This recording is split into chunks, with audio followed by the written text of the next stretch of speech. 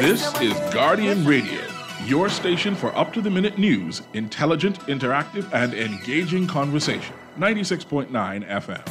The views and opinions of the hosts and guests are their own and do not necessarily reflect the position of the management and staff of Guardian Network. The aftermath of every social revolution brings about change. Cultural norms and landmarks shift as our minds and hearts expand beyond the familiar. To everything, there is a season and a time to every purpose in the land of the living. This is our time to renew, revive, and restore the hope lost to the busyness of life. This is our time to dig again and rebuild from the storms of our past on a solid footing that holds. Welcome to The Foundation. The Foundation. Foundation.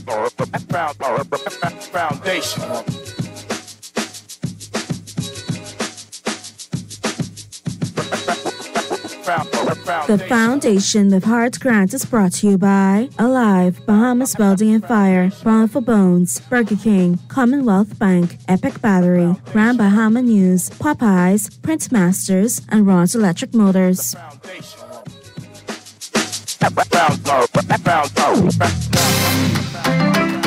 on, everybody, get your feet happy. Let's go. Come on.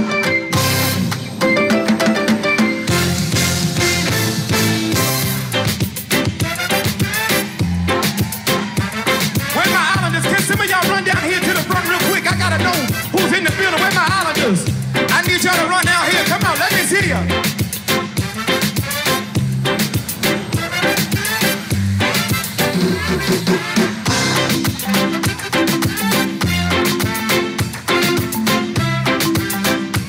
Come on, Jehovah, say it. Jehovah, you. Say it. I trust In you. in you. Say it, y'all. Oh Lord, Jehovah, you. I trust. Say it. I trust Show me how to do it, y'all. in you. I believe. Say it. Say it. I believe you. I trust. I trust Come on. in you. Oh, Lord. Oh Lord, Jehovah, you. Where y'all at? Come on. Come on. I trust in you. I believe. Say it. I believe You are the God of miracles. you are the God of miracles. You are the God of wonder. You are the God of wonder. You are the God all You powerful. are the God of power. I believe. Say it. I believe. I believe. I believe. Say it, y'all.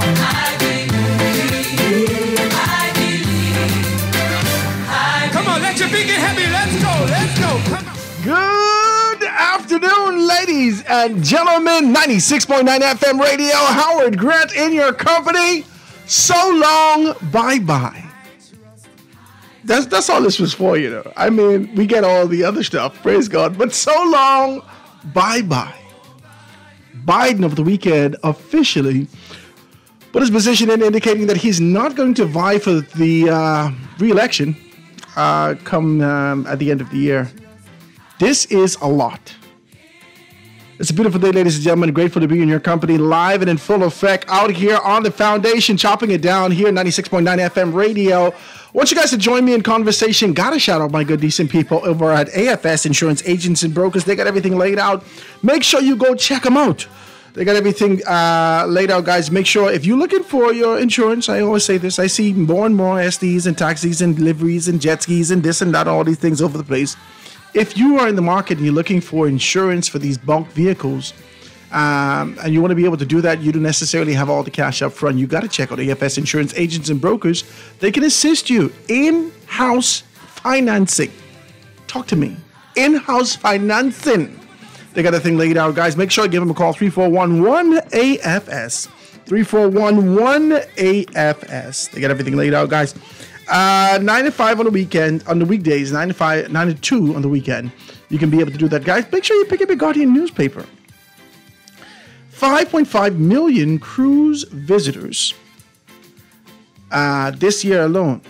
Utopia sails in on the median voyage. This is the maiden voyage. This is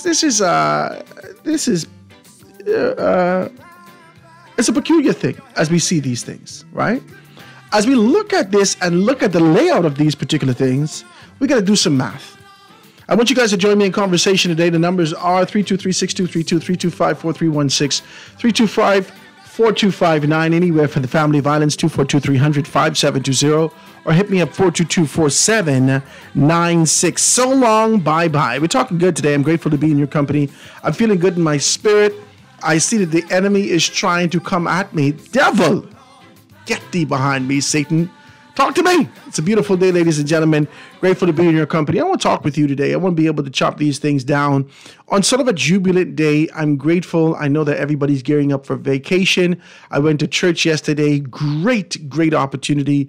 Had an opportunity to be able to meet former deputy chief of police, Mr. Mason, right? It was truly a pleasure. He's 90 years old. And man, listen to me. He was knocking on all cylinders. He was sharp. He was current.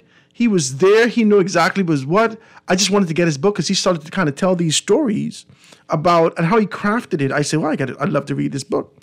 I'm going to purchase the book after church yesterday. And he said, I know who I'm looking at. I said, what? You do what? He said, yes. He said, oh, I always listen to you. I have to tell my wife I've met you. I say, oh, what? It's amazing to see that despite it all, that you're still current. And I want to be able to commend him, his lovely daughters, his wife, and all those persons that continues to be able to contribute and the contribution that he's made significantly to our society. He told a wonderful story yesterday about Edmund Spencer Moxie. Wooler was also there, being able to tell a story about Edmund Spencer Moxie and Picewell, the consummate politician. Listen, I think Picewell is one of the best politicians in the country, right? Only because Obi gone. That's it. I think Picewell is a truly engaging. This is my friend. He's a truly engaging guy, and he really sucks you into these stories, and he gives you that colloquialism and that kind of a flair. I always enjoy Picewell. Until he said, she's free. No, Picewell, I ain't messing with you. I ain't messing with you, Pice. I ain't messing with you. All right, but guys, it's a beautiful day. I want you to join me in conversation 323. I put the numbers out there already. I want to talk today. I just want to be able to talk with you. Over the weekend, we've seen in the papers that say 6 murders since Thursday. 6 murders since Thursday. Now, at the beginning of the year, we saw this sort of an uptick in this kind of this trajectory, right? We saw an uptick in this, and we saw one murder after another. It felt like every single day, at some point, someone was getting murdered, right? And 2 persons a day, 3 persons a day. We felt this at the beginning of the year. It subsided for a while, right? We're up to about 70-some now. I think we're up to about 70-some now, and maybe 71. And I feel like it's kind of risen again. 6 murders since Thursday. And I don't know whether or not, I feel like you got to be able to grab these guys by the lapel and shake them, right? Or by the T-shirt. Maybe they don't have a jacket, right? So you got to grab them and kind of shake them and ask them, what are you doing, man? What are you doing? And these relentless allegations about the corruption that exists, or the perceived corruptions, or the alleged corruption that exists within the Royal Bahamas Police Force and other uniformed branches, this ain't helping nothing at all. This isn't helping anything at all. Are we losing control of our country? There was a very strong call this weekend. I got a telephone call that says, Howard, we need the resignation of Wayne Monroe. And I don't know whether or not that's going to help. I don't know whether or not Wayne Monroe is the key to lack of productivity or the productivity that we seek to find. I don't know Wayne Monroe as an individual and his individual capacity, despite his expertise in the areas of criminal defense, despite all these, I don't know whether or not Wayne Monroe has the wherewithal to be able to stop any of this. I don't know if that's even his makeup as an individual.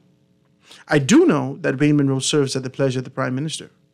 And I do know that if the Prime Minister doesn't recognize that there is an issue, that transformation needs to happen, that there needs to be, sort of a shaking up in the force significantly,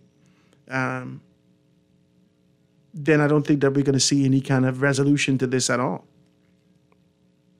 The men and women around the cabinet serve at the pleasure of the prime minister. Let's just shoot straight with this thing. There's no two ways about this.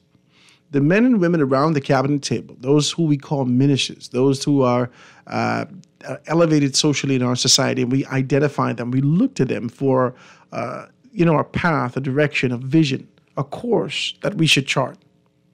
These particular men and women, they serve at the pleasure of the prime minister. They don't serve and bring, their convictions only exist within the confines of the cabinet.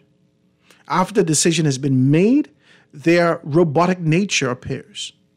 They speak with the language that exists within the cabinet. They serve at the pleasure of the prime minister. Firing Wayne Monroe ain't gonna help nothing. The prime minister has to have the conviction, the strength, the wherewithal, and the fortitude to stand up and say something needs to be done. The prime minister needs to be able to deal with these things. The prime minister needs to do this. There's no autonomy that exists in any of these particular spaces. There's no separate entity that exists separate and apart from what the prime minister has reach over. It doesn't make any sense. This is not from a legislative standpoint. This is the branches, though they don't intertwine. The prime minister has the wherewithal to do this. And if he doesn't make this decision, or in the event that he can't make the decision, if there's a proverbial blue wall somewhere, or red wall, or black wall, whatever color the wall is, if there's a wall, he should have the influence to make the significant recommendation, and transformation should happen. This is too much, man. We had July, 70 people get murdered, almost at the end of July. That says to me, as we get into the holiday season and back to school, holiday season, and so forth and so on, we may see this duplicate. This is too much. This is too much. This New Day administration has not proven to us that they are the administration to make the significant changes that we seek to find. I think we've been talking about the economy, we've been talking about ownership, we've been talking about access, we've been talking about a great deal of things. And the New Day administration has dabbled and kind of dust around a lot of these things, but not giving us the meat that we deserve, that we require. I want to say that, and I feel like my shoulders are slumped as I'm saying this. I feel depressed in a sense to know that the relentless babble, the talk that we give all the time about this ain't going nowhere. We want a new day. We want transformation. We want growth. We want this sort of a bright idea for an opportunity to be able to move forward. There's nothing seems like it's happening. And you do everything to wait it out. Just wait it out. Wait it out. They'll forget about it. The New Day administration also in the papers today, the government engages Tony Blair Institute. This is bananas. This is bananas. Let's read a little piece of it, just a little taste. So it says, the Davis administration has entered into a working partnership with the Tony Blair Institute for Global Change. The Office of the Prime Minister said yesterday, TBI provides support for the government as they deliver on their key policies, especially those relating to transformational change. Office of the Prime Minister Director, Communication Latrey Ramming said that in a post on social media, website X, which is formerly Twitter, right? Let's see if we can be able to read this. It says, with TBI's access to a vast network of global enterprises and experience along with technical support on a range of policy issues, the government seized an opportunity to bring that to bear some of the challenges we are tackling in the Bahamas. That was a horrible idea. That was a horrible idea. Tony Blair fighting for the same thing Bill Clinton fighting for, the same thing that Kerry's fighting for, the same thing that Hillary Clinton's fighting for, the same thing that Mia Mottley will be fighting for when she gets out, the same thing that Mike Mizik will be fighting for, the same thing that Washi Mizik will be fighting for, the same thing that any regional global leader will be fighting for. That's recognition. This is done. His relationships, you have the same access that he has access to the same rooms. The same rooms. What Tony Blair could do for you. What he could do for any of us. I mean, this isn't my question. This is my question. What Tony Blair could do that you can't do in your capacity as Prime Minister of the Bahamas. All of us. You carry all of us on your back. Every room you walk in, they stand up for you. Tony Blair can't do nothing for you that you wasn't trying to get done with Bill Clinton. That you wasn't trying to get done with any of these dignitaries and former dignitaries. This is another avenue for that $70-some million for the consultancy to be able to funnel in that direction, to hope for proximity. This is bananas to me. Anyway, I'm not going to fight you. Line's open. Let me take the telephone call before I go to a break. Call on the line with us live. Go ahead. Hello. Hi, how you doing? Hello. Hey, how you doing? I right here. Go ahead. Right here. What's up, Sparky? Right here, my brother. What's up? Let me tell you something. I told you before. This is my belief, Howard. If we get rid of the corruption of the police force, can you still hear me? I right here, Sparky. Go ahead. This is my belief. If you give me a moment here, if we get corruption of the police force, we wouldn't have a police force. That'll be all be gone. I say that to say this because I remember back then, and I said it before. From a youngster, we were little 18-year-old, 19-year-old guys on the blocks. When I started hanging on the blocks after high school, we were wondering how the policemen on the force was only making a couple of dollars a week. You know, the policemen and school teachers and things, they don't make no big salary. But when we see them driving around and walking around with $19,000 Rolex from John Bull, and driving around with fancier cars than prime ministers, and living in big mansions bigger than prime ministers and members of parliament and lawyers and doctors, we wonder how were they doing it? And that's been going on from I was a kid around 18, 19, I'm 73 now. But I say that to say this again. I can tell you about corruption. I ain't calling no names, but I was working to Batalco. And I know when numbers selling numbers was against the law.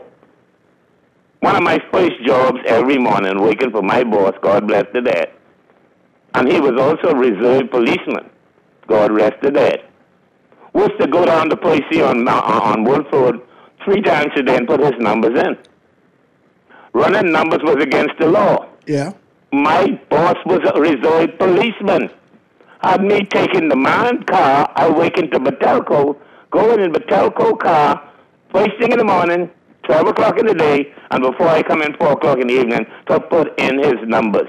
You put something in for you, Sparky? Talk to me. I never did get into gambling, you know. Mm-hmm. I used to go to the hobby horse racetrack. My mother and father used to go there.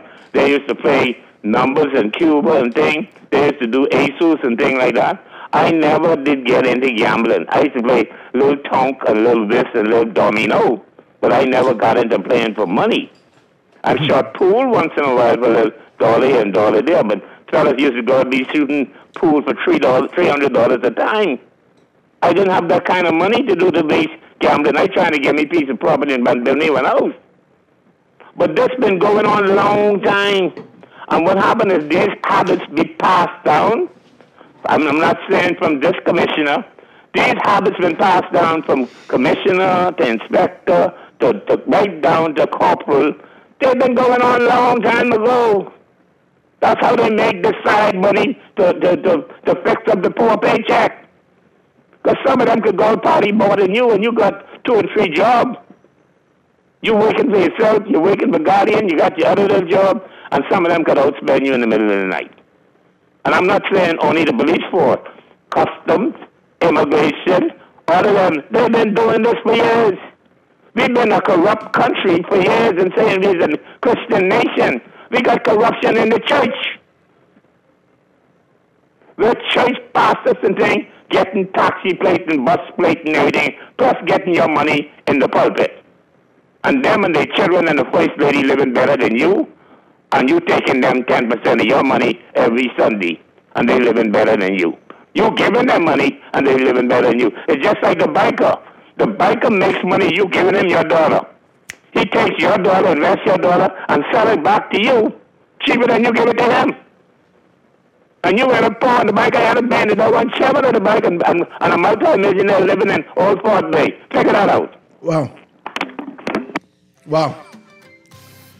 Guys, let me take this quick commercial break and get back. I see that I think tensions are rising in the country. I don't want to say it's going to lead to anything, but I think that we have come to a point where we're absolutely frustrated. And it's time for us to say so long, bye-bye to this tribulation that we've endured.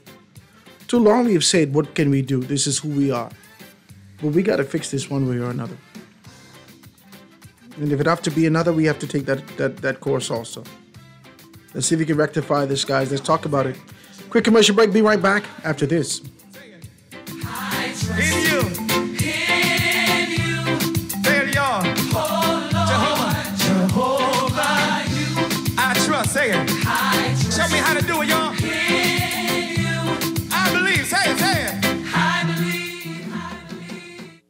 Get ready to celebrate Independence the BK way with our new Independence King combo. Choose from our classic flame grilled beef version or indulge in a crispy chicken breast topped with savory bacon, arugula, crisp onion rings, cheese, and our special tropical sauce. Both come with fries and a drink for a flavor sensation perfect for celebrating every year. Remember to top off your Independence King combo with a delicious guava sundae or the new guava ice shaker, available only at Burger King Nassau.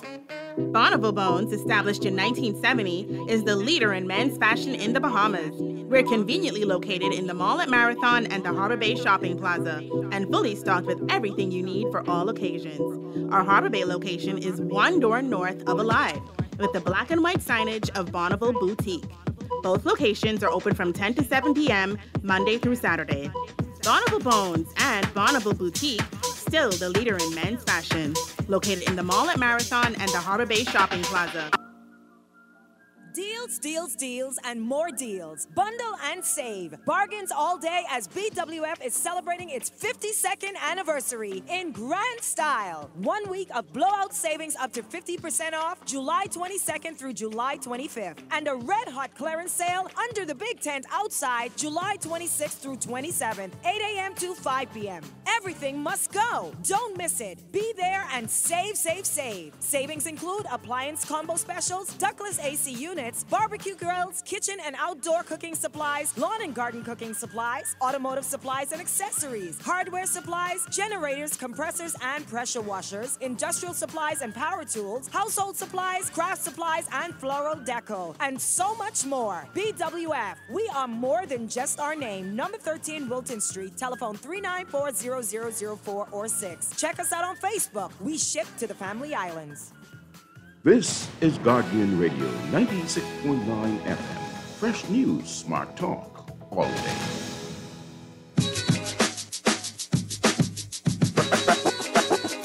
Foundation. Foundation. The foundation. The foundation. And we are back, ladies and gentlemen, 96.9 FM radio. Howard Grant in your company. The foundation here live in the full effect. The lines are wide open if you want to be a part of the conversation today. Just a couple of things, I don't know. For the 9-point-something million persons that we've identified, 5.5 million persons come over on a cruise ship. The cruise ship provides absolutely everything. It is a floating resort. We got to fix this country. You know? All right, so I can tell you, I was to church yesterday, all right? So you know I go to church, right? And one of the things is that the reason why I actually chose to go to this church is because of the impactful messages that has to do with faith, that has to do with purpose, that has to do with our position from a national perspective. I'm going to tell you the truth, right? I go to Bahama Harvest Church. And the messages are always entwined because God knows where to meet you, right where you are. but these messages are expansive and it touched the nation in such a way. That's why you see me keep asking, or every so often you see me have Pastor Mario Moxie on. Yesterday, Pastor Moxie had a sermon about being able to maximize the moment, maximize your potential, maximize, right? It spoke about more specifically being able to identify, empower, and move in a particular direction. Now, one of the things that he said is that the country, the nation, because we're still in this kind of a time where we're looking at July, right, which is the celebratory period for us to recognize our independence, right? So for the entire month of July, he has a series that speaks about national issues and understanding our part in terms of contribution, growth, and development. And yesterday, something hit me so hard. He said that there's a difference between promotion and elevation, right?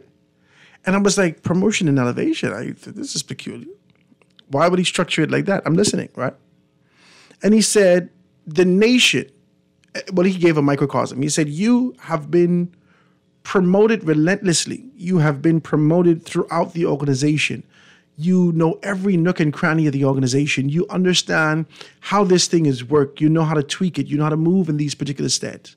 But you've never been elevated into ownership. You've never been elevated into an executive capacity. You've never been elevated into something that is actually being able to empower you and leave a legacy for you and your children. And I thought about that and I said, this is crazy. We as a nation have been promoted significantly since our inception in 1973.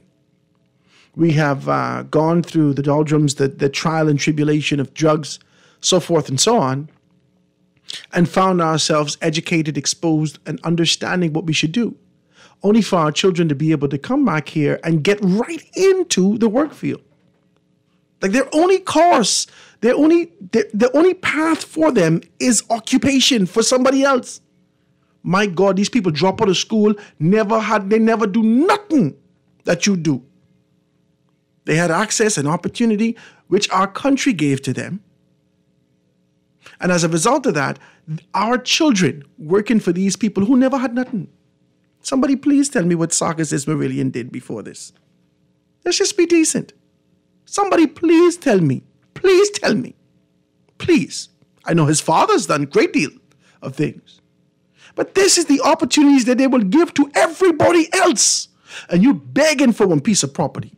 You begging for a half an acre so you could grow corn. You begging that you try to be able to construct a concept, an idea, and you scared to give it to one of the workers or one of the individuals responsible for this because you think they can teeth your idea. You are afraid. So we've been promoted significantly, but we have never been elevated. Relentlessly, the thumb is on our neck. Your foot is on our necks. And we can't move. And you know what we came to find out? Last week we was having a conversation and we had a telephone call. Garth and I was here. Garth was with me. And the lady said, well, Howard, I don't want you to believe that this is just a black thing. That this is just for black people. We, the collective, all of us. She says, Howard, I'm a Caucasian Bahamian. And they send me all over. I've been on the 4th floor and all this. I keep trying to figure out where this 4th floor is. So she's done all these things. And we've been promoted relentlessly to say that we have access. That's the same thing that they tell the Haitians. Can I say this? Can we talk like this? Haitians who are born here in the country. They say, you got the right to apply at 18. I think that's the same kind of a language that they use with us. We have the right to apply. We have the right to elevation. But we've never been elevated. We've been promoted. We've been identified. We've been given opportunities. We know this kind of a Bahamianization, we can make this thing work right now. But we've never been elevated to own nothing. But we can have a conversation with Tony Blair, who's been rejected. His own people, his time is come and gone. Done. And his desire for global relevance in a political sphere has placed him in a position where our Bahamian people feel the necessity to engage him in these particular manner. I don't know whether or not by me reading that, you thought I was going to say, oh my God, the government of the Bahamas did a wonderful job. The prime minister of the country is getting into more rooms than Tony Blair right now. What are we doing? I just don't understand this. I don't. And I'm confused. And I know that God cannot be in these things because he's not the author of confusion. I am confused. What is going on in my country?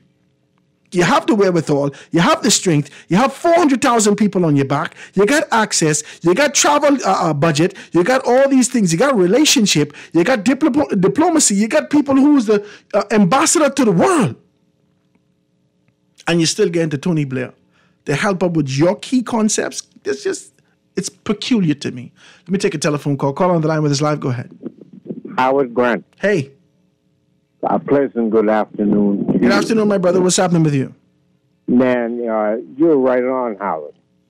But welcome to the Q Nation. The Q Nation, Howard. Mm-hmm. We are at a stage presently where we're spinning wheels. We're not going anywhere. Not anywhere at all. I agree with you. I do not know, Howard, what you intend to do. What do you intend to do, Howard? What I intend to do? Yeah, you will preach about it every day. Can I tell you? No result. Can I tell you what I intend to do? I don't know. I think that there is two extremes here. I think there's two extremes here. I think one extreme is to dive into the free head first into politics and to develop and so forth and so on. And the other end of that is to step back entirely and just to leave it, let it be. Well, Howard, we're simply a crook nation. You know what I mean, Howard? A crook nation? A crook nation. Yeah. That's unfortunate and it's very frustrating. You'd hope somebody had honesty. Frustrating. We need to follow the laws, but we ourselves, we are a crook nation. You think we can fix it? Howard, what? You think we can fix this? Very easily, Howard. Very easily, you know. Follow the law. Follow the law. My God. Follow the law. No. Whoever is involved, you follow the process of the law. That's what we know. That's crazy. And at 75 years of age, Howard, that's all I know. Follow the law. The law. Well, you know what? And I appreciate your telephone call, my brother. Thank you so very kindly for that. Follow the law. You know what? When I came against some tribulation, working on top of the hill, and I couldn't understand what was going on. Watch me talking in code. You know what I mean, though. On top of the hill. You ain't got to call the people name. When I came in contact with this sort of an issue, and they said, well, Howard, you can't bring on this, and don't do this, and don't do that. And I said, but y'all told me I can do this.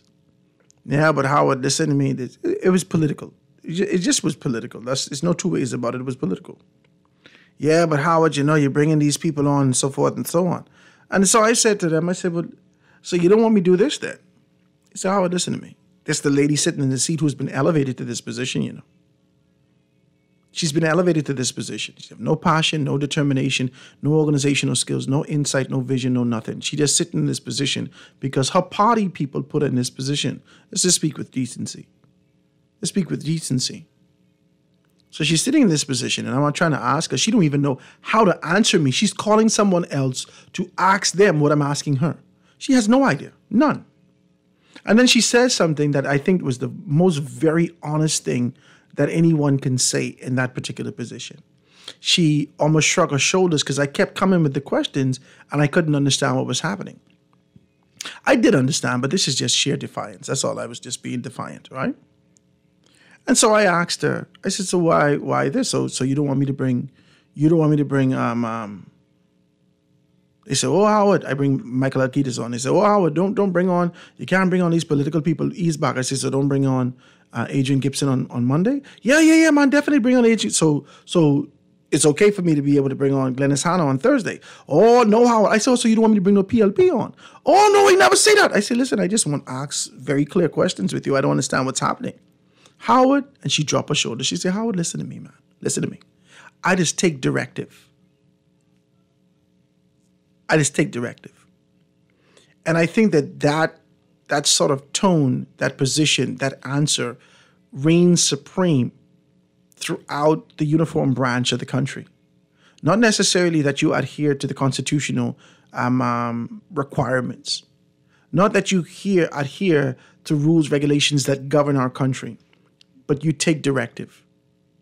And for the most part, a lot of persons are naive to whether or not these things are even corrupt. Not everybody, but for the most part, a lot of them may be naive to the fact that this goes contrary to what the Constitution says. And I think that that's what we're faced with in this country.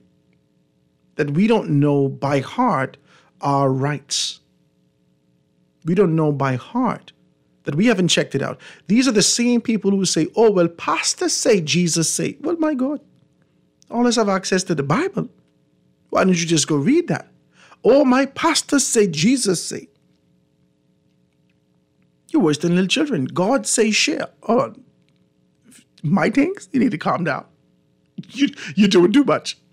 And this is where we are in this country. It's a toddler mindset to just regurgitate the same things that you were fed without being able to search, to study, to show yourself approved. Gotta figure this out. Next telephone call. Call on the line. Go ahead. Yeah. Hello, Mr. Howard Grimes. Hey, my brother. What's happening? Yeah, Howard, you know I listen to you even when I don't call. You know that, right? Oh, I appreciate you, man. What's up? But listen, it's not just the naive child mindset. It's the mommy-daddy type paradigm that the government promotes. Mm-hmm. They enjoy regality or being regal, right? Mm-hmm. In which they are not. But my position is, when it comes to corruption, right? Which I don't want to cause a disruption. But then there needs to be mechanism put in place to suppress it and to give accountability. So Sparky, hats off to Sparky, even though he's still bothering me sometimes. But people will say, oh, well, 52, they would say the same thing about lying. You think you know it all, right? Know everything. But I find out the benefits of an argument is really to get people to say what they think about you. But I'm glad people think that I know everything. But even if you don't know everything, which is I'm just being facetious, right? But Howard, even if you know everything, you think you can remember everything? No. So when you hear things, you recall what's in your think tank, right? Yes. All right. So why do people make callers the problem? I don't have a problem with Anton, Jeff, C. Allen, none of these people, because I try to learn from you. I learn from Warren. I learn from you, Daz, everybody, Carlton Smith, Tobago, of course, right? Mm-hmm. Public intellectual. But what I'm saying is, what is Guardian without us and you all? Howard, the collective memory. It's just static. It's teaching individualism. So the problem with corruption, Howard, is that it cannot be solved because people don't want to acknowledge it. And the first impetus towards solving a problem is to acknowledge it, right or wrong? Right. So if you don't acknowledge that there's corruption, and when we have the police spokesman, I don't want to call a name, but everybody's being implicated in this dubious, and so I agree with Sparky's saying. And so people might hate to believe that. This few bad apple model and paradigm, narrative is foolishness to me. Okay, because I'm 60 in the next couple of days. So what I'm saying is Sparky's 71, and he's painting a picture, and God is still with you. Now, only him know wicked hit you, because you know how wicked this little place is, man. People are able to manipulate the news and everything, even people's minds. And so once someone can gaslight you and paint your external reality, like I said before, you don't have a brain. It's cheap you smashing in and get rid of it, because it doesn't make sense existing. So people will say Behemoths like to complain, people like Behemoth like to complain. Come on, man, Howard, man. What is life without complaining and bringing awareness? Me personally, right? Mm-hmm. I know one can't make no changes. Mm-hmm. And I don't care. I just like to bring awareness. All right. Howard, you run the cash over the weekend, eh? No. Oh, but I guess some people saying you couldn't use the bank card and the money. You understand what I'm saying? So, no, I have local fellas. I have local fellas. Listen to me, Howard. Guess what the joke is? But you never hear me as the lone wolf crying out against corruption and the lone wolf crying out against a total lie. Now you see the dangers of a total lie cast this paradigm. You see the dangers of it? Yes. So you don't think it's a panopticon? It's to control, if they can write algorithms and say, but you can't spend no money in South Beach, you can't spend no money in Miami because they could actually control the grid. You understand where I'm coming from? Yes. I don't need to get it. It's called the age of capital surveillance. Yes. But basically, in one word, it's a panopticon.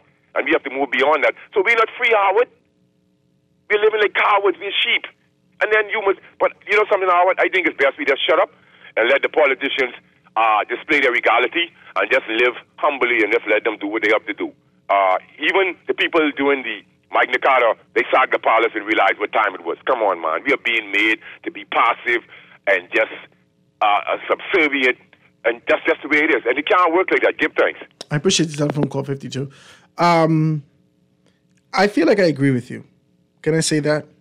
I feel like, I don't know, I think that this is the point where when you're drowning and you're gasping for air and you're looking for those particular air pockets, let's say if your boat went down or something, and you're doing your best that you're underneath, and you're swimming in there, trying to be able to swim up to the hull of the boat to see whether or not you could grab that oxygen, that little piece of oxygen, that air pocket, right? And as you swim up to that, to grab an air, to see if you can be able to get back up, you realize that this don't even make no sense. That this don't make no sense. That we're trapped. And I feel like a lot of us are trapped. No, not a lot of us. That would be decent. I feel like the nation are trapped, is trapped. We're trapped by corruption. We're trapped by nepotism. We're trapped by this political will and desire that pushes past the national posture, position, and the convictions of the people. We're trapped. Because the gatekeepers are corrupt. The gatekeepers have a fraternity unto themselves. They're corrupt. They've shown us that. There's no fighting here for us. There's no fighting for this sort of an idea for transparency, growth, and development. And so when you see this, you realize that there's only one or two extremities that can happen here. One, you become enraged as a political monster and an advocate, and you're relentlessly in the street every day screaming at this proverbial wall that's going nowhere. Or two, you pull back and say, well, let it burn. I don't know which one of you, but I'm stuck in the middle now. Trying to figure out what do we do in terms of contributing to national growth and development and ensuring that we can have something safe for our future, for our children. What do we do? Why hasn't the government put into a lottery at least 50 acres of property? Why hasn't government created an opportunity for people to feel as though they can be able to do something? Why hasn't the government encouraged enterprise and opportunities and corporations to be formed by young Bahamians budding to be able to get into specific industries, so forth? Why hasn't the government done these things? To create a space where people could be able to at least get their mind thinking towards progressive growth and development and knowing that they have access. That's I coming up with an idea and knowing that the capital and the opportunity exists for me to be able to execute this. I can work towards that. Why? We still here doing the exact same thing, and always relentlessly you look at the Free National Movement and say this is foreign national movement and a party that's consumed with foreign direct interests. This is what you've said over the years. But you've shown us that your commitment is overseas, not a commitment to this party. You've done an awesome job by being able to show us from a political standpoint that you believe in Bahamians. You've done a poor job by actually believing in Bahamians. A poor job, man. I'd be so frustrated, man. 6 people dead. 6 people dead. 5.5 million visitors this year alone. Just July, by the way. 5.5 million visitors. And people still crying poor mouth. How? I'm confused. Let me take the telephone call before we go to break. Call on the line. Go ahead. Yes, Mr. Grunt. Hey, what's happening? Okay, listen. I can make it quick. Corruption. You can't just talk corruption without evidence. Now, God had it that I was able to read the Financial Management Bill 2023. Have you ever read that? No. I want you to read it. You can Google it. In that, it shows us what the government, which was written by the PLP because it was passed in Parliament in 2023, which means the PLP provided a law for them to follow, which they don't follow. That don't make no sense. It's ludicrous.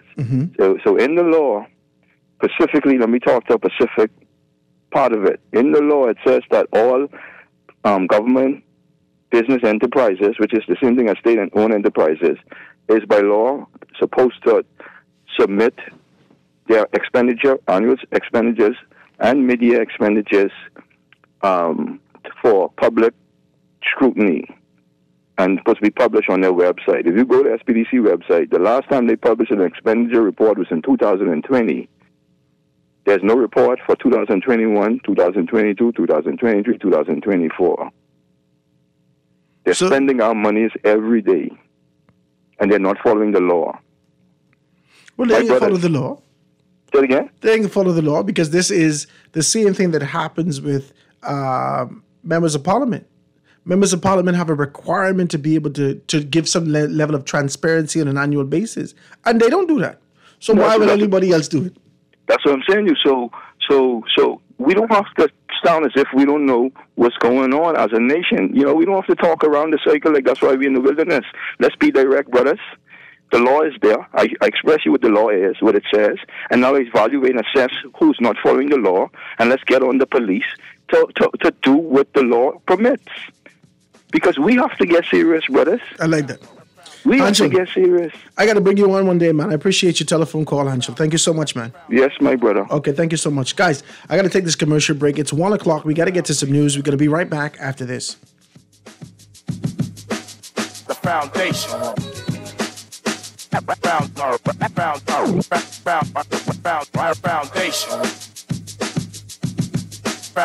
Foundation. The foundation.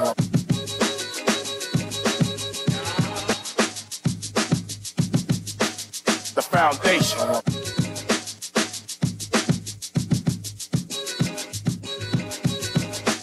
The foundation. The foundation.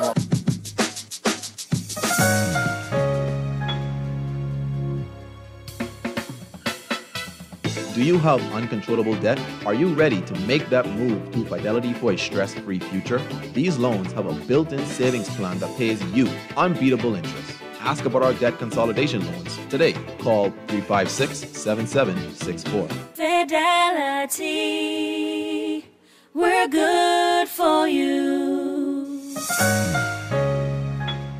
Great news! Ron's Electric Motors' new location on Cowpen Road, right next to Island Luck, is open Saturdays and Sundays. So for those needing repairs on electric motors, generators, welding machines, water pumps, battery chargers, electric lifts, transformers, and power tools, Ron's Cowpen Road location can have you up and running on weekends. Don't forget, you can still visit Ron's Electric Motors on Wolf Road and Claridge Road, and now Ron's new location on Cowpen Road. Dial 356-0249 or 323-5267.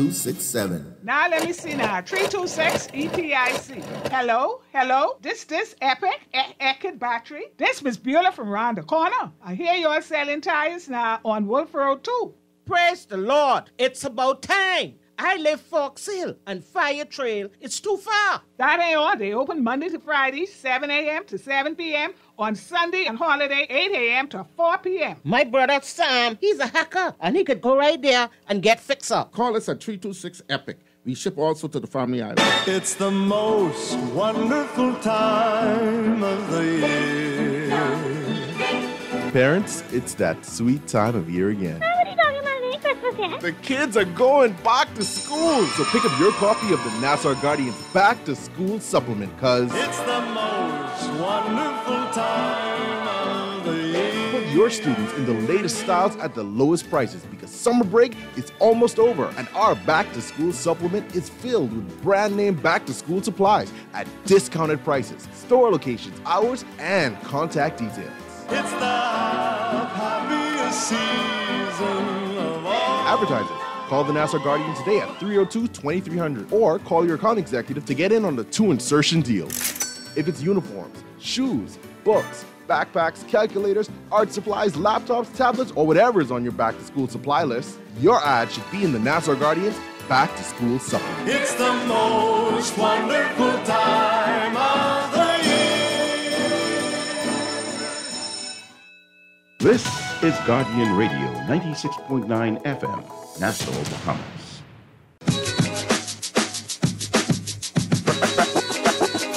Foundation.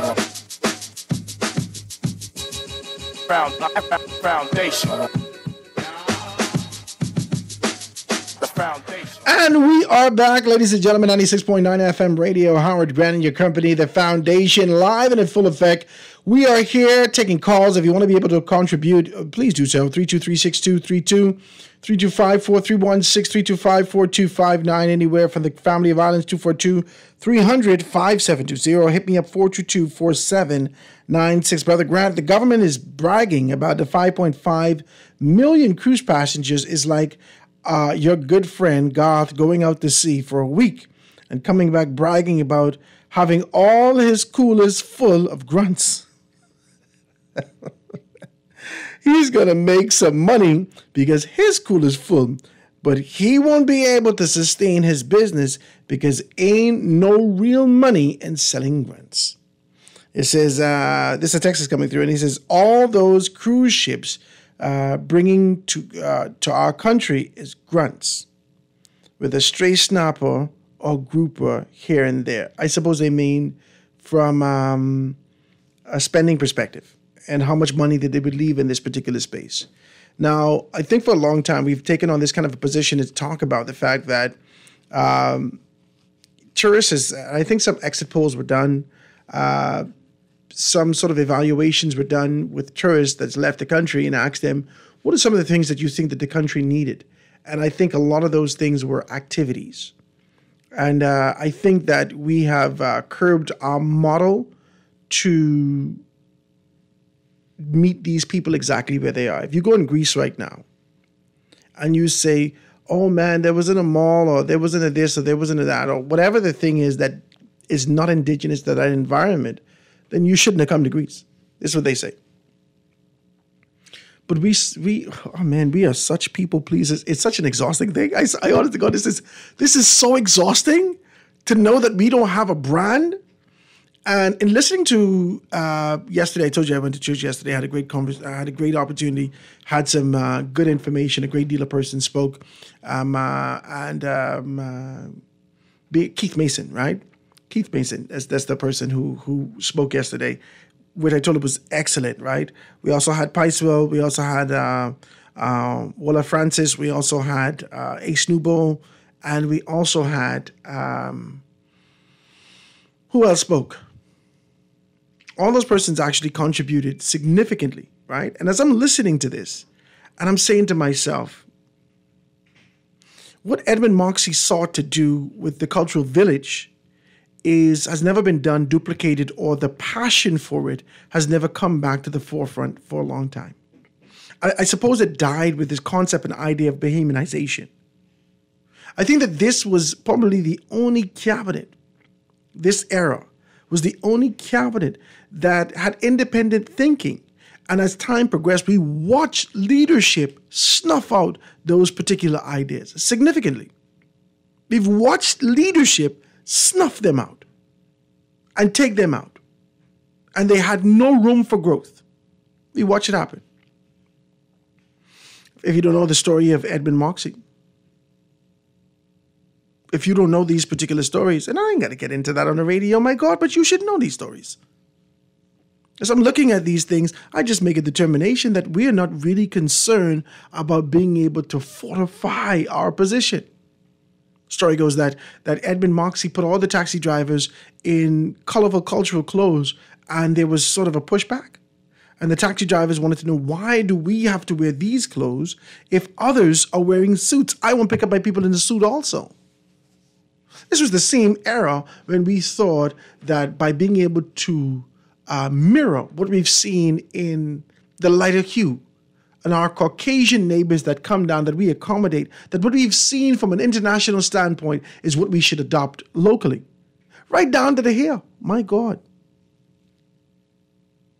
You've seen that. Never, ever trying to be able to emulate and strengthen our culture. Even in the culture that we have, it is bastardized by other cultures, the incorporation of that. We are relentless people pleasers. Relentless. You don't have nothing that you stand on and say, hey, I don't go like that. Even your peas and rice don't taste the same no more. I can't even get no amen. I can't even get no amen. Even your peas and rice, for the authenticity of it, you can't go to a commercial place in Nassau and say that this is down-home cooking. That's not down-home cooking. Some people tell me they just go to such and such a place and this place and that place and so forth and so on to be able to get a meal. And I say, but these, I don't know if any Bahamians has worked there. How y'all just get Bahamian meals there?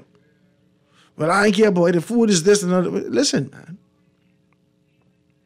That's why these places thrive. Because we support that. We got to be able to fix that. Let me see if I can take a telephone call. The lines are wide open. 323-6232, 325-4316, 325-4259. Anywhere from the family of violence, 242-300, 5720. Hit me up, 422-4796. Caller on the line with us live. Caller on the line with us live. Go ahead. Hello. Hello. Hey, how you doing? Mr. Grant. Hey. How you doing, man? I'm good, man. What's happening? All right. Mr. Grant, I have a question for you. I remember years ago when Mr. McCartney was on the show, said that Mike Isle, at the time, I think, accounted for, I think, just over $180-something million to the public treasury, right? I want you to confirm, or if you can, go back at least 5 years to see what Mike Isle would have contributed to the public treasury, and to see out of that number what contribution did Inagua itself make. Mr. Grant, for the past over a century, the southern Bahamas hasn't seen, outside of Morton Salt, hasn't seen a foreign investment, let alone a domestic investment, to attract those islanders back to that part of the country. And when you look at the amount of money that has been sent to the public treasury, and you look at the infrastructural work that has been done in those islands, right? I mean, it's really a disservice. Sometimes we don't even feel a part of the Bahamas. When you look at it, from I know myself, and from my daddy was in school, they've been talking about building this school in Inagua. They don't have a proper airport. It's an international port, and don't have an international airport. The only time we have in Inagua is when you all want to send down the Asian, or talk about make that a place to repatriate people from. We wait more than that. We contribute to this country, and we can't get a proper hospital or even consideration for some kind of touristic development. There's no island, I would go on the record to say there's no island in this country that has more to offer in this country than Inagua when it comes to ecotourism. The potential is out the roof. From big fishing to hunting to inland fishing to bird watching. It saddens me. There are a number of Inaguans who would like to return back home and cannot go down there and find the proper employment. And the government, it's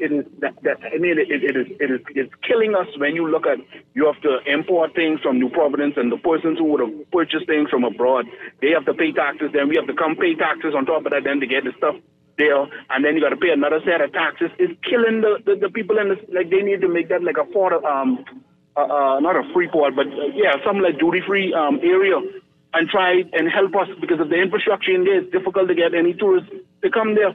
Well, are you still in Inagua? Where you are? Where are you right now? You're in Nassau or you're in Inagua? Hello? You're going, hey. I ain't going to fight you. I want to know, because I'm listening to that and I agree with you. I agree with this kind of an idea that there needs to be significant investment. But I think that, and I want to read this to you. I got this. I did get it. and I took a couple notes, right? And not to kind of regurgitate the entire sermon or anything, but I want to read a few things from it.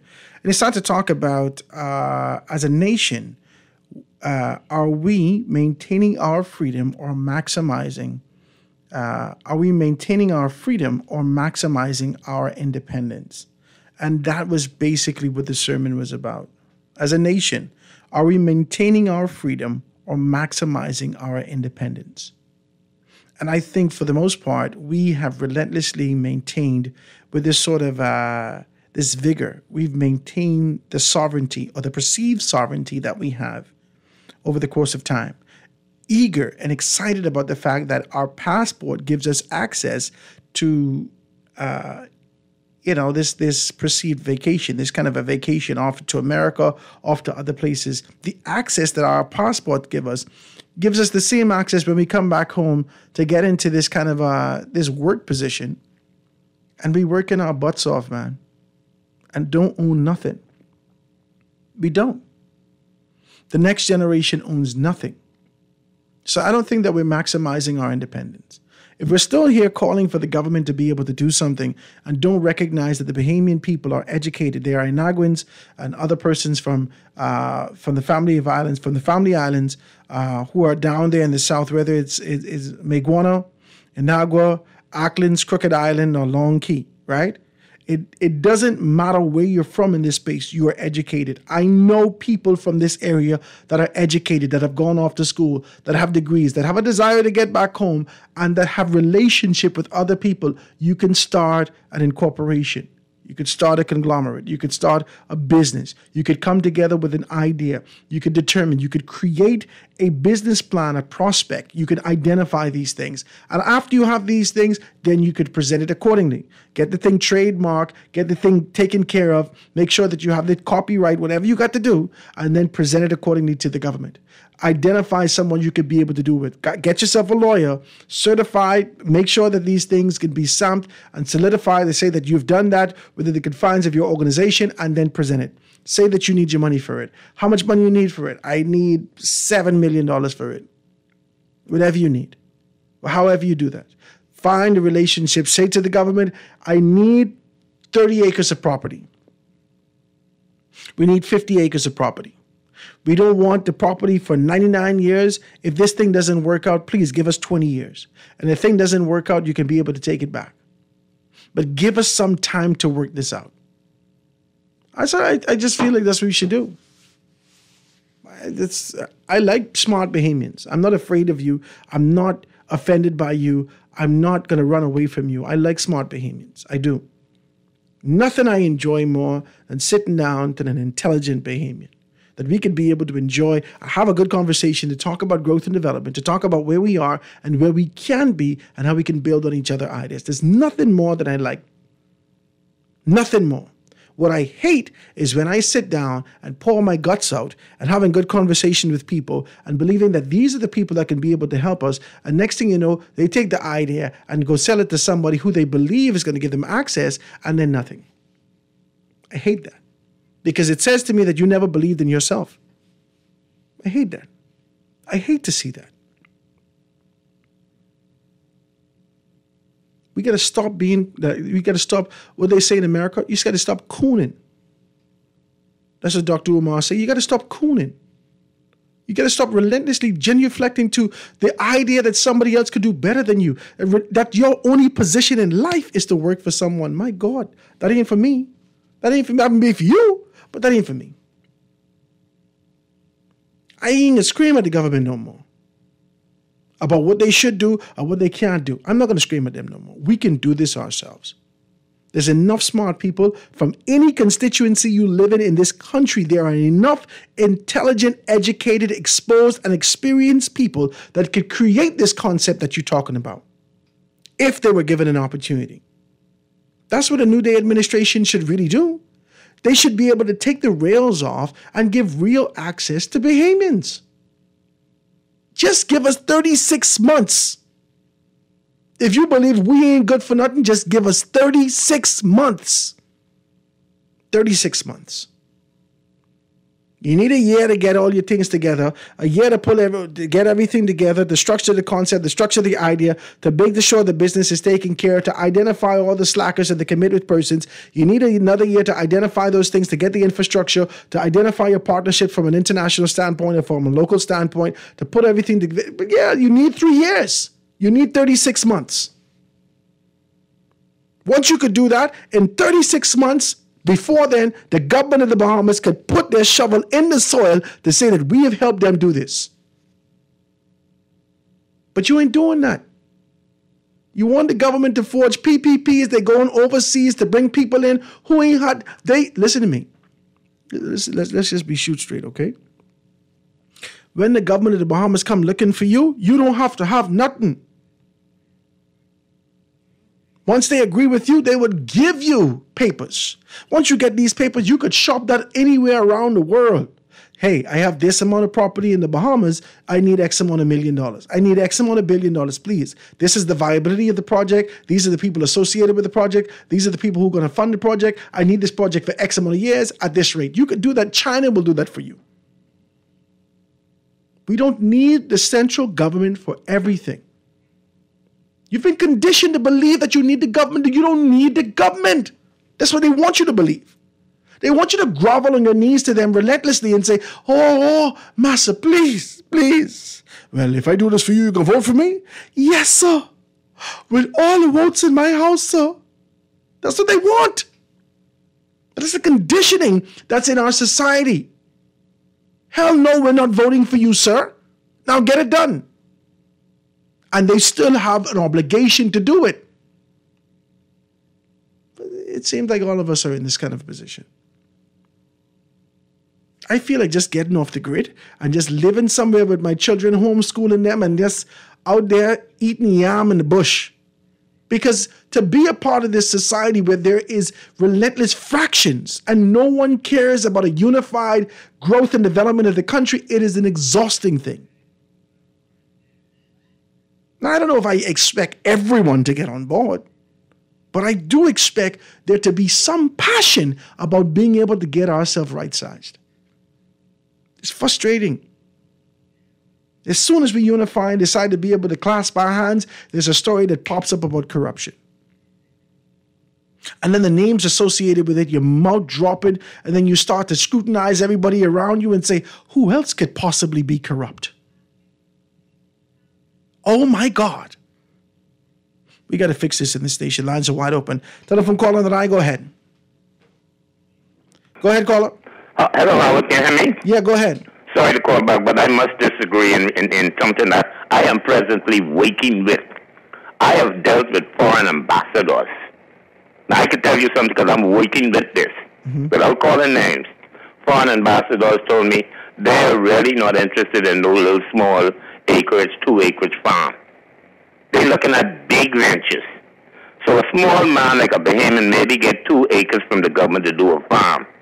He could grow some tomatoes and sweet pepper and some mango and some dilly and things like that, but that's as far as he could go. Now, I told you over and over, I've been granted 2 acres of land by the government. Thank you. I've been trying from pending time to get land. I finally got some 2 acres on the 15th of September, the day before our last election. I've been trying to work the farm and get to the farm. I already paid for my property to be cleared down by those who chopped and thing. I'm paid cash, and he did his work. But to get to my property, the government has never completed the access road from the main road to the farming area that the farmers are down in the back there. And they're begging for the government Ministry of Works to help them get the road fixed so we could get to the farm so we could start our farm. Every morning I want to wake up, I got plants all over my yard and try to save. I want to take the plants and start putting them in the ground down on the farm. I can't get to the farm. So what you're saying is incorrect because I'm working it right now. In the morning when I wake up 4 or 5 o'clock in the morning, I want to get on the farm and start putting holes and putting plants in the ground. They can't get to do it because nobody is doing anything, but they all over the paper so much. They got the children in the backyard in the schools growing tomatoes and everything. Good, that's very good. But the people out there who want to grow the food, who want to get the land, to get the farm, they got a bad place in borrow. But foreigners to come in here and get beachfront property to build all kind of mega hotels and everything, but Bahamians can't get nothing in their own land. And I'm telling you, Howard, what you think you're talking about, you don't know. Come go with me one day and let's go on my farm. Let me show you. Not only that. This is the last thing I can say, Stranded. Rather than giving it to me for 25 years, give me a grant for the land. I have 2 granddaughters in Florida now in university, interested in getting into farming. They say, Granddaddy, I want to help you continue to farm. Don't give it to me for no 10 years and 15 years. Grant me the land so when I die today, man, I can pass it down to my grandchildren and we can have on we go farm, selling to the Bahamian people instead of importing tomatoes and buying it from Rupert Roberts. Have a good day. Sparky, there are 2 things I want to say. First, I thought you said in January that you gotten straight. In January, you called us earlier this year and indicated that you spoke to Jomo Campbell and you were getting straight. Now, if everybody else remember that, I remember that. That's 1. 2, you are still an individual. That's why they're not interested. You are not a conglomerate. You're not a grouping. Nobody, listen, you need to be a grouping. You need to be a grouping. Bahamian people scared to get with another Negro to be able to get some things together simply because you think this one got teeth and that one got teeth and how much money we getting and so forth and so on. You need to unify your strength. Somebody knows about agriculture. Somebody knows about business. Somebody has access to all the heavy equipment that you need. Somebody has relationship for the seeding. Somebody has relationship from an international standpoint for you to be able to expand your business. And then when you present yourself as a unified front to the government, unified, fortified, certified, qualified, you can get what you're looking for. But there's just a one Negro asking for questions, asking for a piece of property for 50 years. That's the difficulty you have. And you can't tell me I don't know. I didn't do these things. Sir, don't mind me here. I just do things in this country. If only to test the water, to see whether or not where I would meet. Just to test the water, to see whether or not I would get the agreement and the wherewithal to do these things.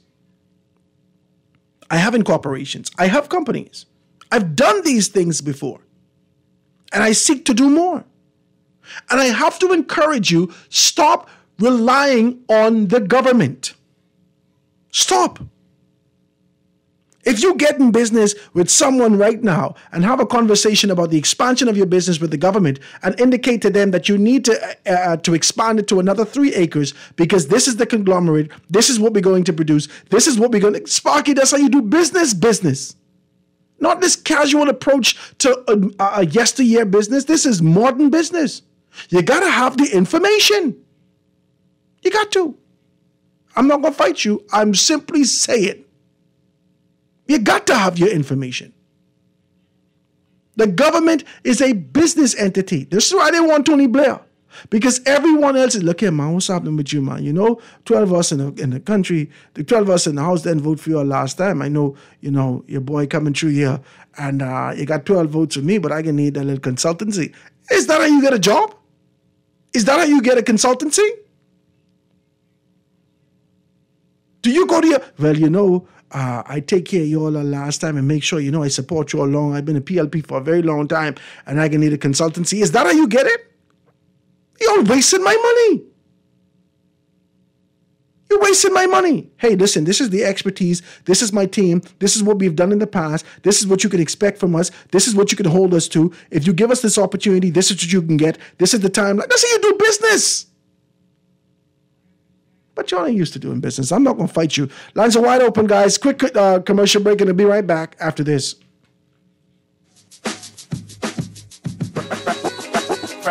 Foundation.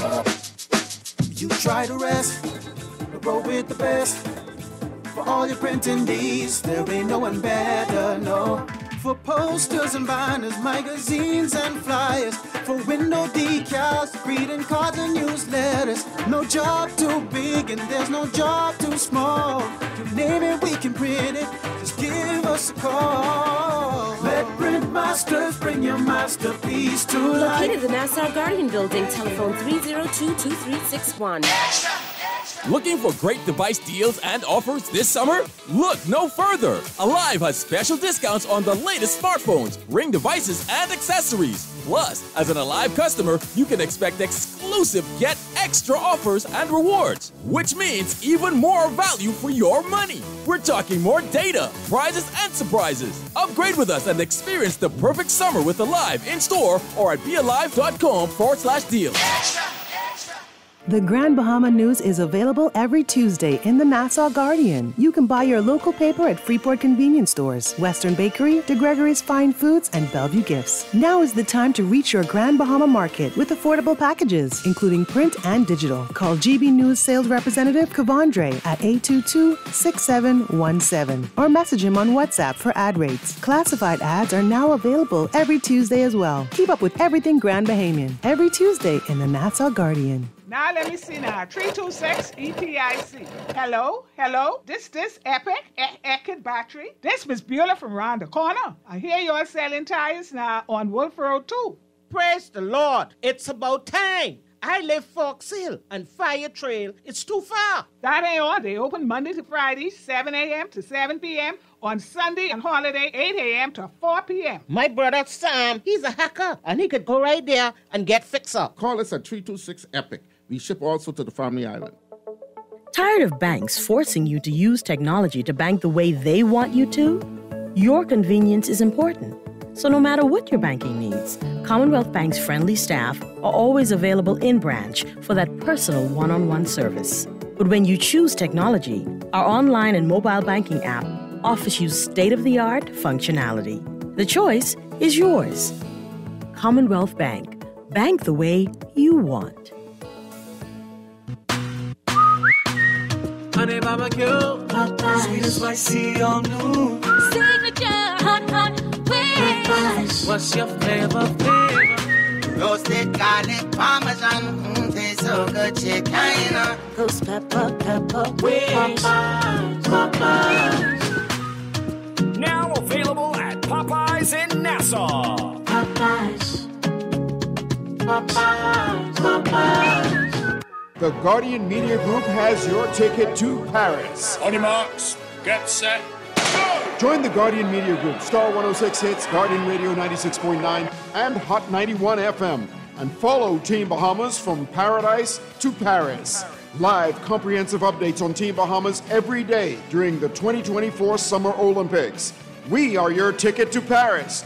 Nassau Guardian Sports Editor Sheldon Longley will be trackside, bringing you closest to our athletes in their quest for gold. From paradise to Paris. The 2024 Summer Olympics live updates brought to you by gold sponsors, the Bahamas Ministry of Tourism, Jimmy Wines and Spirits, distributors of refreshing Sands beer, silver sponsor Executive Motors, and the bronze sponsors Hertz Rent-A-Car, Nagico Insurance, Bay Street Garage, Nassau Motors, your Chevy and Honda dealers, and New Life Natural. Let the games begin. That was a fantastic last leg by Ramon Miller of the Bahamas. Foundation. And we are back, ladies and gentlemen, 96.9 FM radio. Howard Grant and your company, the Foundation, just being able to sit here. I don't know whether or not this is sort of a deflating approach to national issues. I don't know whether or not this is sort of an exhale where I have come to this kind of a point where I don't believe that anything will happen. I don't believe that the government is concerned about being able to rectify those things that directly affect the livelihood and the quality of life that exists in our community. And I am convinced that they're not. I believe that there is a very subtle approach to relentless segregation and seeking to, to petition off yourself from society. As you live here, you don't want to be able to participate in society. So you border off yourself with your finances, you border off yourself in these particular steads and positions, but not necessarily being able to contribute to national growth and development. I don't know. I think I am... I think that that's the position that we're in, right? This is Howard.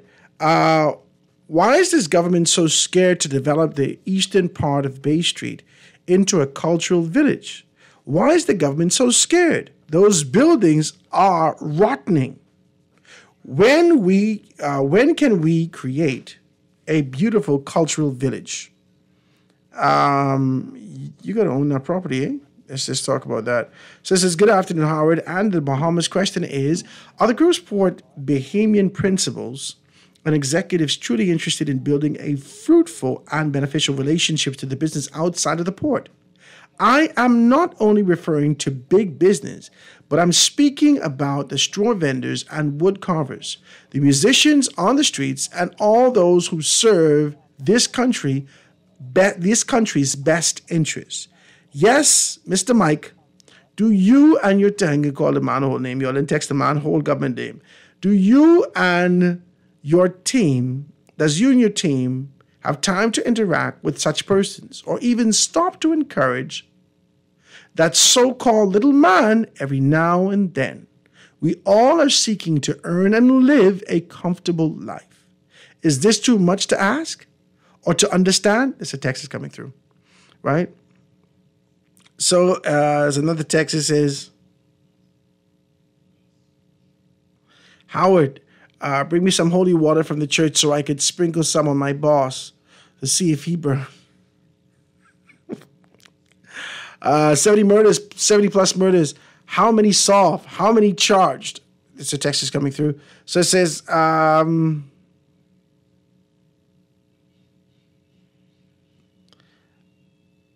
thought when you got Crown land, you had to present a complete plan. Then there are people with plans and monies waiting for Crown land.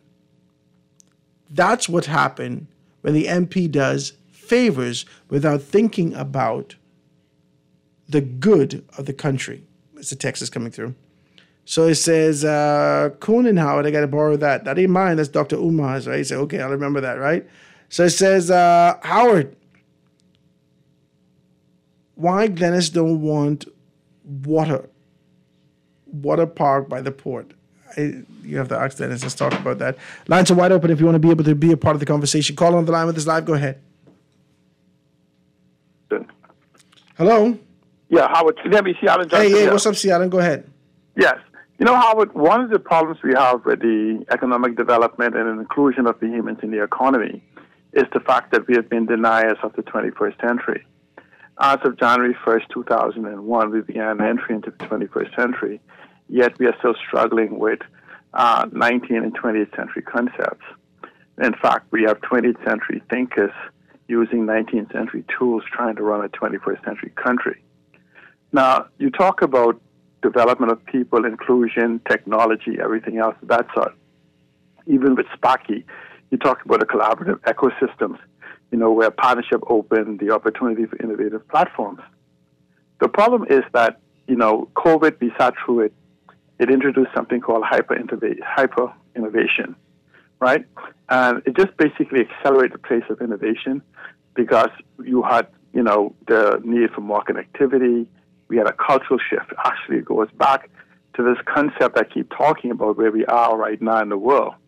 The first hyper-digital, hyper-connected reality revolution, second digital revolution, third technological revolution, fourth industrial revolution with Industry 4.0, the fifth social revolution, the sixth extinction revolution, if you believe in the green theory, and the sixth innovation cycle, which is the most important one because these will transform the world. Let's talk about your Grand Bahama. In Grand Bahama, we need about 20,000 rooms to make it a viable entity such as the tourism destination. This is just one aspect where we talk about these multiple different economic models that could happen in the Bahamas. We have people talk about it all the time, but no one seems to know the how. But let's use fintech, veg tech, soup tech, prop tech, insure tech, and whatever else that's capable right now. And even for downtown New Providence. The problem is that we have taught our people that going to the bank is the viable way. We see the SBDC and Tourism Development Corporation tells an individual that 5,000 and 10,000 you will become like the road company. When in reality we see people around the world raising millions of dollars to start. In fact, think about this, Howard. they say the odds of you succeeding in a business requires you to exist for 5 years. 90% failure the first, 80% whatever. But yet, you can't get enough money to last 3 years to pay all your bills. That's what a business plan should do. Give you 3 years of income, and during those 3 years, the money you make would extend your fourth year and fifth year. We don't have these type of conversation. But let's go back to Grand Bahama with the properties. Wouldn't fintech make it easier for someone to raise $1 million by finding 100 people who can buy into an idea of a bed and breakfast? Yeah. That they could generate even $1,000 a week to pay them, whatever it is that they owe. And so, but fintech breaks down the barriers that even Mr. Davis talked about in Life with Key. But we don't have individuals that understand these things to explain to people not only the how, what, where, but the most important thing is the how. Today, Howard, we must change the way we learn, we must change the way we are taught, and we must change what we are taught. And so, even, for instance, you get people talk about AI and Industrial Revolution changing everything. AI does not eliminate net jobs. It changes the definitions of jobs. So, in the same capacity AI would say get rid of 1 million jobs, it creates 1.5 million. The problem is those new 1.5 million jobs requires new skills. We're not teaching those new skills. And so just to keep job security, we make sure that we keep the antiquated methods and systems in place so we could have job security because we want to get reelected. And so... Isn't that poor, though? Isn't that like a poor way of thinking? That's like a low life. Yeah, that's just a horrible that you don't want to equip your people. No, because they don't want to. But how I put to you, they don't. Not that they don't want to, they don't know how. It's like you have a dog in the yard. You wonder why he's not painting the house. But they asking Tony Blair for information. My God. No, but because that's what you do. Blind people don't know the other person is blind. That's the problem. And they say when they go up to another person and says, "Hey, what color you see?" And you say black. You say, "You know what? These we people agree. We have both see black." Listen, you know what has baffled me? These people have access to the world. The world. Okay? But Howard, when you see, listen to me, Howard, when you think like a hammer, everything is a nail. Okay? We don't have thinkers. Okay? This is why you hear me say all the time, we have leadership that is anchored in the past and denies of the future. It's because we're paying $70 million a year. Howard, you have multi-million-dollar companies that billion-dollar companies that don't have this much of advice. And where have we progressed? Where have the economy grown? Howard, think about the young people from the time you graduated from school. The people who have not entered the economy. We need 6% to 10% growth per year. When have we had that on a consistent basis? So you must ask yourself, these people who've been left behind for the last 2 decades, where are they?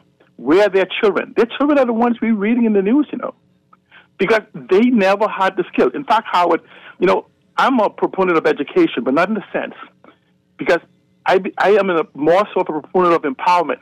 Because you know what I realized, Howard? My 25 degrees and qualifications, when I die, they die with me. So unless I build wealth, ownership, and companies, right, and titles, they go with me. Wow. You need to leave something more for your children. These are the things we have to begin to talk about and say this. The Bahamas, most digitally prepared, located everywhere, right? Every single day you hear them talk about the orange economy.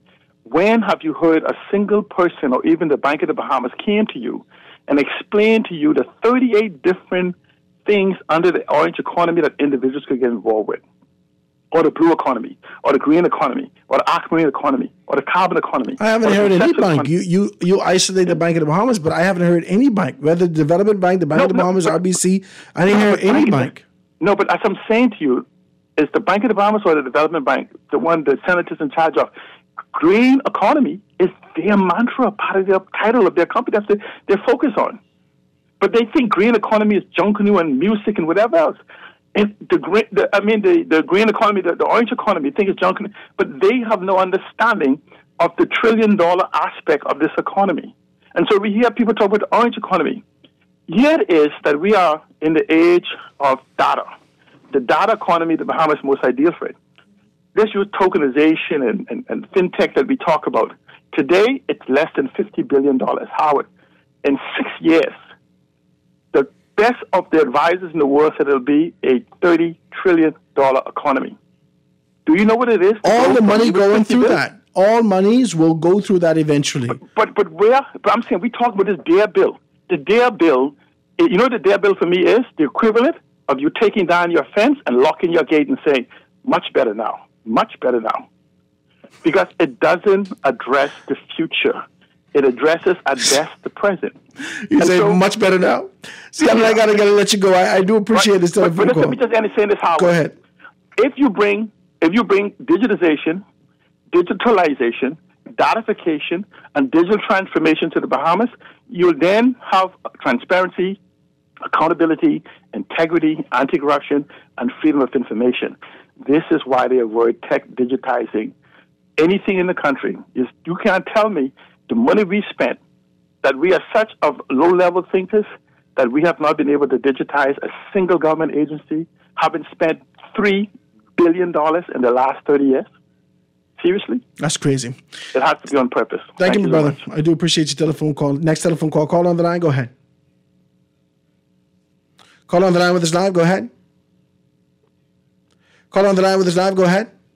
Hey, good afternoon. Hey, what's up, Anton? Right here, how you doing, Howard? All is well, man. What's happened with you? Well, it's been a minute, but I've been listening. What I do in them conversations with you and God, Howard. I wondered if I was dreaming. No, we having a real conversation. We are. Some of the dreams job is there. We can go at it again. Yeah. We can go at it again. I wanted to make maybe two contributions on two different areas. The one that you're talking about now, but I want to start out with something that I've been biting my tongue on for a while, but I've heard the person speak recently who I have been monitoring with regards to the entire situation, and she's broken her silence, apparently based on what you played in your update news report. I'm speaking about the Honorable Glenys Hanna Martin, someone I respect highly, someone who I know, like her father, is also about dehumanization, right? And someone who backs up a talk with her action as well, and someone who's consistent in her pronouncements. Couple of concerns. Glenys Hanna Martin, the Honorable, mentioned, according to your report, that the players on the political side and perhaps on the private side of the equation need to just be done away with all the talks of the expansion into the water park, right? Am I correct, Howard? Based upon the news, based upon the news. Deputy Prime Minister, who is acting currently, Chester Cooper, came behind and spoke out and said that conversations were being had and pronouncements were being made prematurely, right? As it relates to the water park, right? What I've been carrying for quite some time is, I recall when we were in opposition, right? The Honorable Glenys Hanna Martin was a part of the only four that was left, and the only member of parliament represented for the PLP in Nassau. We lost all other seats, right? But I recall her ferociously speaking against the port deal, right? Expressing that we're giving away our patrimony, right, for a bowl of porridge, right? And she didn't like, based upon the little information that was being revealed at the time by a non-transparent minister-led FNM administration, right? Rich Pintard served in as well. Let me just highlight that for the record. Yeah, thanks. Thank you. Go ahead. Rich Dwayne Sands also served in as well, and all of them in the cabinet. So that was collective decision-making, right? They weren't transparent about the details of that deal, and whatever details was able to leak into the public, Stratosphere, Minister Hanna Martin spoke out against the deal. She thought it was a bad deal. she thought the way it was being structured, it was even worse based on how it was being structured. And so what concerned me, Howard, I gave that background to express this one point. What concerned me is that if we as a government, and Glenys Hanna Martin was supported by her colleagues at the time, one of which was the Deputy Prime Minister current, and one of which was the Prime Minister. And so I'm wondering what happened between that conversation to this point where we took a principal position in expressing the same deal that was structured under the Minnis administration regarding the port is the same kind of deal that we structured under our administration regarding BPL. You follow what I'm saying, Howard? Yes, yes. Can you tell me what you gather from what I'm expressing? I want to make sure we're on the same page. Yeah, I mean, what you're saying is that the concept and idea of her being able to come forward and talk about those things as it relates to the water power. I don't necessarily know. I don't know, Anton. Okay, let me just add this in there to make it look clear.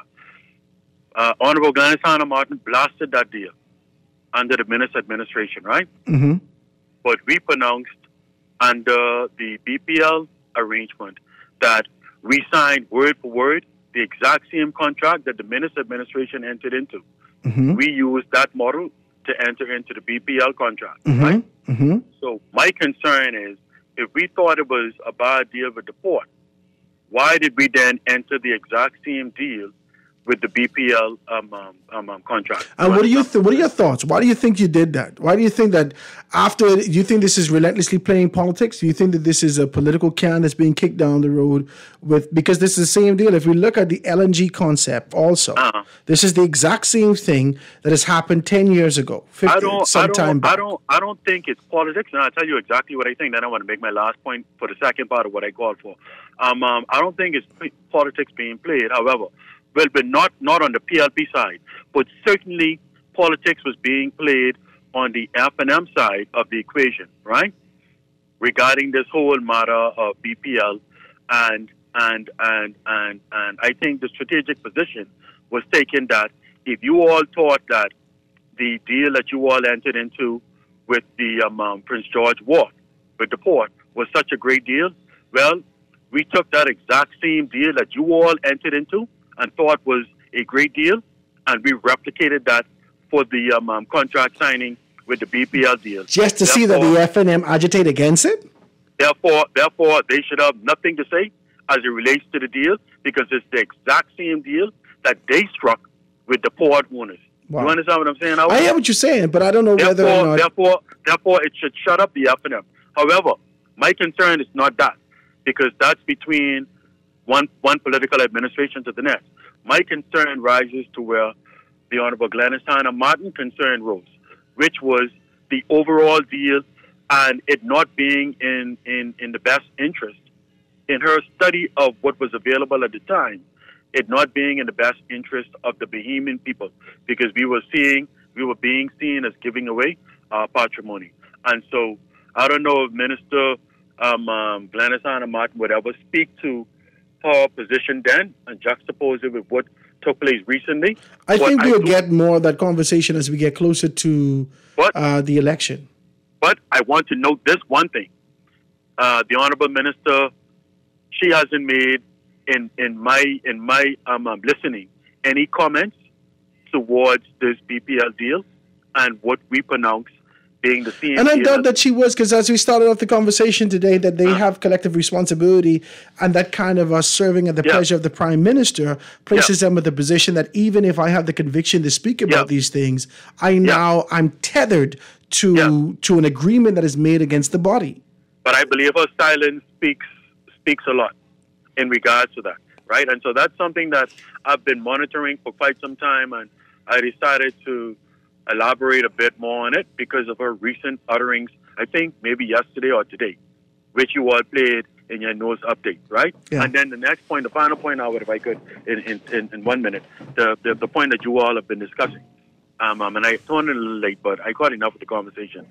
Howard, for instance, in the U.S., they have a system in place, and I don't know exactly how it works, but it appears as though if you are of a particular color or ethnicity, when you go to the banks, you get the more favorable interest rates.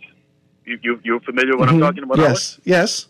Okay, and so to my mind, and if you examine across the broad spectrum, you would appreciate that that's one of the ways that the power brokers in the United States ensures that the power continues to reside and the influence and the benefits of the United States continues to reside in the hands of a particular ethnicity.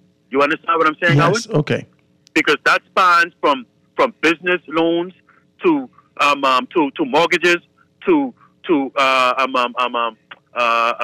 car loans and all those kinds of trivial other types of loans. They get preferred rates, right? And so that same structure, Howard, still remains in place in our country, which makes it most difficult and most impossible for the power dynamic, to shift hands in a real way in our country, where the majority in the country is also reflected not only in the numbers of the majority, but in the economics of the country. Until we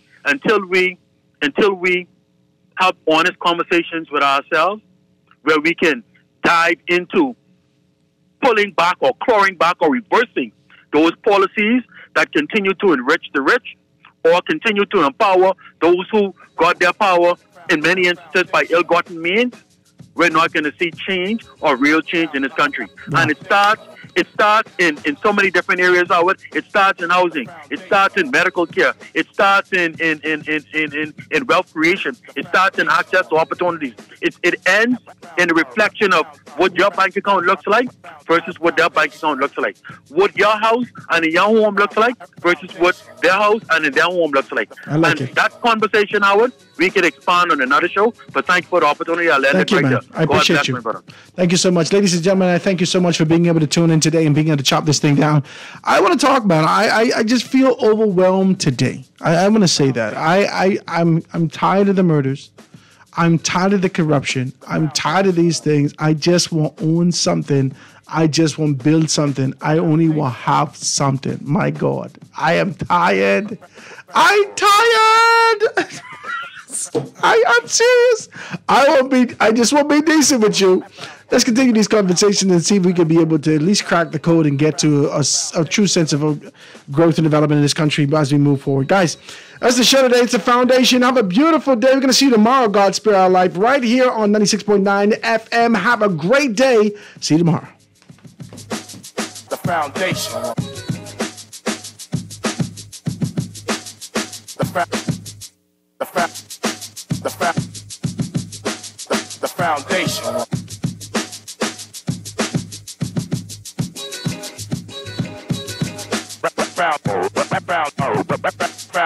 Foundation.